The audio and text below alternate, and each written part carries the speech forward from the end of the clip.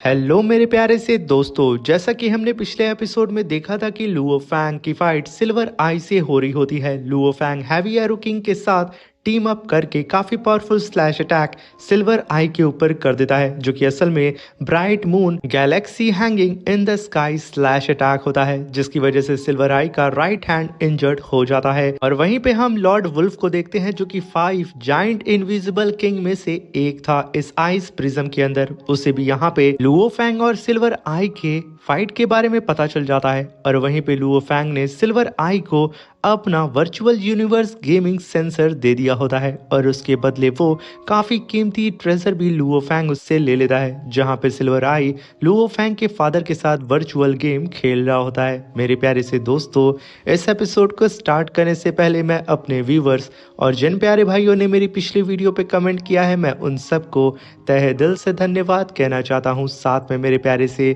नए व्यूवर्स, आप भी इसी तरीके से कमेंट कर सकते हैं। मैं आपके कमेंट का स्क्रीनशॉट लेके अपनी नेक्स्ट वीडियो में उसे शो जरूर करूंगा। और साथ में इस वीडियो का लाइक गेम 1K है और 500 कमेंट, तो प्लीज जल्दी से जल्दी इसे कंप्लीट कर दीजिएगा। मैं तुरंत इसका नेक्स्ट एपिसोड आपके लिए अपलोड कर दूंगा। अब बिना देर के इस एपिसोड को स्टार्ट करते हैं। इस एपिसोड की स्टार्टिंग में हमें लॉर्ड वुल्फ को दिखाया जाता है, जहां पे लॉर्ड वुल्फ कहता है कि उस सिल्वर आई ने एक काफी पावरफुल ट्रेजर उस ह्यूमन को दे करके एक सेंसर को एक्सचेंज कर लिया है, मगर उस सेंसर का इस्तेमाल करके सिल्वर आई ऑनलाइन गेम्स खेल रहा है। वो बेवकूफ जानता है कि एक लौता माध्यम है इस आइस प्रिज्म से बाहर निकलने का, और यहाँ पे हमें परेशान होने की जरूरत नहीं है, क्योंकि इन ह्यूमंस का जो वर्चुअल सेंसर होता है ना, वो इतना ज्यादा रेयर नहीं होता है। इसलिए जरूर उस ह्यूमन के पास एक दो सेंसर्स और होंगे, और हम जो स्काई वुल्फ क्लैन के कल्टीवेटर्स हैं, जो कि रॉयल डीमन रेस से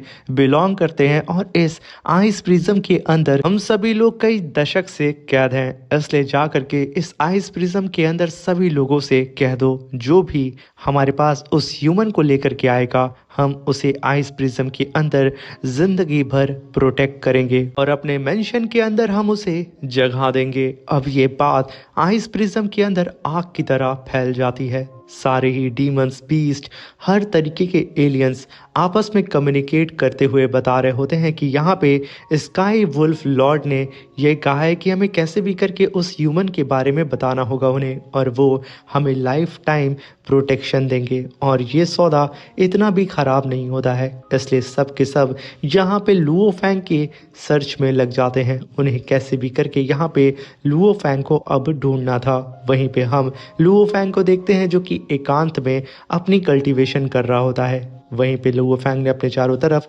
सोल बैरियर बना के रखता है, जिसकी वजह से किसी को उसकी लोकेशन पता ना चले। तभी लुओ फैंग वर्चुअल कॉल में अपने टीचर चाओ सिटी लॉर्ड से मिलता है और उन्हें बताता है कि टीचर, मेरी अभी हाल ही में आइस प्रिज्म के जाइंट से फाइट हुई है, और वो लोग काफ़ी पावरफुल अपोनेंट है। इसलिए मैंने यहाँ डिसाइड किया है कि मैं कुछ और न्यू टेक्निक्स पे वर्क करूंगा, जैसे कि मेरी ब्राइट मून टेक्निक और दूसरी 10,000 स्टार स्क्रोल फॉर्मेशन टेक्निक, जिसे हाल ही में मैंने बनाया है। टीचर, अगर मैंने इसे अपग्रेड कर दिया तो मेरी स्ट्रेंथ बढ़ जाएगी और मैं आराम से उन सब से लड़ सकता हूँ। तभी चाओ सिटी के लॉर्ड कहते हैं कि ब्राइट मून टेक्निक, जो कि वॉरियर पाथ को दर्शाती है, और 10,000 स्टार स्क्रोल, जो कि मेंटलिस्ट पाथ को दर्शाता है, तुम यहाँ पे दो राह पे चल रहे हो। इसकी वजह से जो तुम्हारा कंसंट्रेशन है वो दो पार्ट में डिवाइड हो गया है। इसलिए मैं यहाँ पे तुम्हें सजेस्ट करूंगा कि तुम ऑलरेडी बीस्ट गॉड के पाथ को फॉलो कर रहे हो, जो कि असल में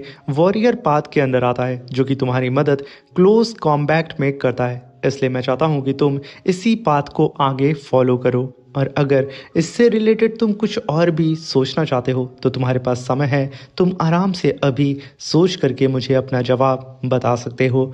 अब लुओ फैंग ये सुन करके एकदम कंफ्यूज हो जाता है कि भाई साहब, अब मैं यहाँ पे क्या करूँ। उसका मुंह एकदम अपने टीचर के सामने उतर जाता है और वो कंफ्यूजन से अपने टीचर को देखता है, मगर तभी चाओ सिटी के लॉर्ड पलट जाते हैं और वहीं पे लुओ फैंग भी पलट करके सोचने लगता है, जहाँ पे लुओ फैंग कहता है कि मैं यहाँ पे ऑलरेडी दो पाथ को फॉलो कर रहा हूँ, एक वॉरियर पाथ और दूसरा मेंटलिस्ट पाथ, मगर मेरे टीचर चाओ सिटी के लॉर्ड चाहते हैं कि मैं यहाँ पे वॉरियर पाथ को फॉलो करूँ, जिसकी वजह से मैं अब दो रास्ते पे आके खड़ा हो चुका हूँ और मैं बिल्कुल कंफ्यूज भी हो चुका हूँ। वहीं पे बबाता की असिस्टेंट लुओ फैंग को वॉरियर पाथ सेलेक्ट करने के लिए बोलती है और बबाता उधर मेंटलिस्ट पाथ पे बैठी होती है कि लुओ फैंग तुम इसे सेलेक्ट करो, और पीछे से उसके टीचर खुद चाओ सिटी के लॉर्ड लुओ फैंग को फोर्स कर रहे होते हैं कि वो वॉरियर पाथ को ही सेलेक्ट करे। तभी लुओ फैंग कहता है कि मेरे पास 9 ट्राइबोल्यूशन सीक्रेट कैनन टेक्निक और साथ में स्टार टावर भी है जिसे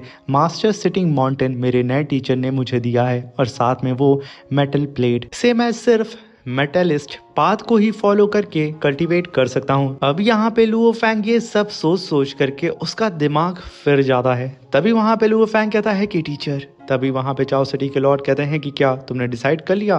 तभी वहाँ पे लुओ फैंग कहता है कि टीचर, आपका ये डिसाइबल यहाँ पे अब वॉरियर पाथ और मेंटलिस्ट पाथ इन दोनों को ही कल्टीवेट करेगा, और जिस दिन मुझे लगा टीचर कि मैं इन दोनों ही पाथ में से एक पाथ की ऑरा को मैनेज नहीं कर पा रहा हूँ, उसे बैलेंस नहीं कर पा रहा हूँ, तो टीचर मैं तुरंत उस पाथ को वहीं पे छोड़ दूंगा। और इस समय मुझे सिर्फ आपकी परमिशन चाहिए, क्योंकि टीचर अगर मैं यहाँ पे इतने आगे बढ़ के अगर एक बात को छोड़ता हूँ तो टीचर फ्यूचर में मुझे इस बात का बहुत ही ज़्यादा अफसोस होगा कि मैंने एक बार भी ट्राई नहीं किया। इसलिए प्लीज़ टीचर मुझे यहाँ पे परमिशन दें। इनफैक्ट मैं आपसे भीख मांगता हूँ कि प्लीज़ मुझे परमिशन दें इन दोनों ही पाथ को कंटिन्यू करने की। ये बात सुन करके चाओ सिटी के लॉर्ड कहते हैं कि लुओ फैंग, अगर ऐसी बात है तो ठीक है, मैं तुम्हें परमिशन देता हूँ, मगर एक चीज़ का ध्यान रहे और हमेशा याद रखना कि खुद से हमेशा सच्चे रहना, और जब भी तुम्हें ऐसा लगे तुम इन दोनों ही पाथ में से एक पाथ की पावर को बैलेंस नहीं कर पा रहे हो और तुरंत तुम इसके बारे में मुझे बताओगे। तभी लुओ फैंग कहता है कि बिल्कुल टीचर। तभी हम लुओ फैंग को देखते हैं जो कि अपनी स्वॉर्ड को लेकर के स्वॉर्डमैनशिप को प्रैक्टिस कर रहा था। वो कहता है कि टीचर का कहना सच है कि bright moon galaxy hanging sky slash attack और साथ में 10,000 स्टार स्क्रोल मैप, ये दोनों ही रिप्रेजेंट करते हैं दो अलग अलग डिफरेंट डायरेक्शन और कॉम्बैट पावर को, मगर मुझे यहाँ पे अपनी ट्रेनिंग को कंटिन्यू रखना होगा। मुझे और फ्यूचर में नई नई टेक्निक्स को ढूंढना होगा और साथ में एक दिन खुद को प्रूव करना होगा अपने टीचर के सामने। जहाँ पे Luo Fang 10,000 star scroll formation के सेकंड फॉर्म को कल्टीवेट करने की कोशिश कर रहा होता है, और वहीं पे लुओ फैंग साथ में ही अपनी स्वॉर्डमैनशिप को भी परफॉर्म कर रहा होता है। अपनी bright moon galaxy hanging sky slash attack के सेकेंड फॉर्म को भी लुओ फैंग कल्टीवेट करने की कोशिश कर रहा होता है। यहाँ पे हम देखते हैं कि टीचर चाओ सिटी के लॉर्ड की बात सच होते हुए नजर आ रही होती है। लुओ फैंग इन दोनों ही टेक्निक को परफॉर्म तो कर रहा होता है, मगर उसकी स्पिरिचुअल एनर्जी और वो मेंटली बहुत ज़्यादा थक रहा होता है। उसकी हालत ख़राब हो जाती है, मगर फिर भी वो डटा रहता है अपनी शॉट को पकड़ के, अपनी मेंटल पावर को बूस्ट करके। जहाँ पे हम देखते हैं कि लुओ फैंग की विल पावर इतनी ज़्यादा हाई होती है कि वो यहाँ पे हार मानने का नाम ले ही नहीं रहा होता है, जैसे कि उसने ऐसी कोई डिक्शनरी ही नहीं पढ़ी है जिसमें हार शब्द लिखा हो। और वहीं पे हम स्काई वुल्फ लॉर्ड को देखते हैं जो कि लुओ फैंग के ही तलाश में रहता है, और उसे इंतज़ार करते करते लगभग 2000 ईयर्स हो चुके होते हैं, मगर अभी तक लुओ फैंग का कोई भी नामो निशान इस आइस प्रिज्म के अंदर उसे नहीं मिलता है। और तभी हम लुओ फैंग को देखते हैं जो कि अपनी कल्टीवेशन से बाहर आ जाता है और अपनी पॉइजनस सॉर्ड को समन करता है और तुरंत स्काई में bright moon galaxy hanging slash attack कर देता है। आसमान में एक ब्लेड रिवर अपीयर हो जाती है, और वहीं पे वो रोबोट और सारे ही एलियंस उस ब्लेड रिवर को देख करके सिर्फ एक ही बात बोलते हैं, ये ब्लेड रिवर तो उसी ह्यूमन की है जिसने सिल्वर आई को हराया था, और साथ में ये 2000 ईयर से गायब था। तभी हम लुओ फैंग को देखते हैं जो कि अब अपनी 10,000 स्टार स्क्रोल टेक्निक को भी परफॉर्म करता है, उसके सेकंड फॉर्म को, जहां पे लुओ फैंग ने सक्सेसफुली उसे भी कल्टीवेट कर लिया था, जो कि आते के साथ तबाही मचाना शुरू कर देती है। अभी हम वहां पे लुओ फैंग को देखते हैं जो कि कहता है कि मैंने यहाँ पे सक्सेसफुली ब्राइट मून और साथ में 10,000 स्टार स्क्रोल के इन दोनों ही टेक्निक के सेकेंड फॉर्म को मास्टर कर लिया है। इसे कल्टीवेट करने में मुझे 2000 ईयर्स लगे हैं, जहाँ पे मैंने रात दिन एक कर दिया था, जिसका नतीजा मेरे सामने मौजूद है। जहाँ पे हम देखते हैं कि सिर्फ लुओ फैंग के ऑरा की ही वजह से चारों ही तरफ हमें सिर्फ डिस्ट्रक्शन नजर आ रहा होता है। मगर तभी लुओ फैंग को एहसास होता है कि कोई उसके ठीक पीछे है। तभी लुओ फैंग कहता है कि कौन है, सामने आओ। मगर तभी वहाँ पे वही रोबोट अपीयर होता है, जो कि कहता है कि ह्यूमन, मैं यहाँ पे लड़ने नहीं आया हूँ, बल्कि मैं यहाँ पे तो सिर्फ साउथ आइस प्रिज्म के लॉर्ड स्काई वुल्फ का इनविटेशन लेके आया हूँ, प्लीज इसे एक्सेप्ट कर लें। ये कहने के साथ वो वहाँ पे कांपने लगता है। वहीं पे लुओ फैंग अभी भी उस रोबोट को घूर रहा होता है। तभी बबाता लुओ फैंग से कहती है कि लुओ फैंग, अभी तो तुरंत ही तुम अपनी कल्टीवेशन से बाहर आए हो, और किस बेवकूफ़ ने यहाँ पे तुम्हें अपने पास बुलाने का इनविटेशन दे दिया है,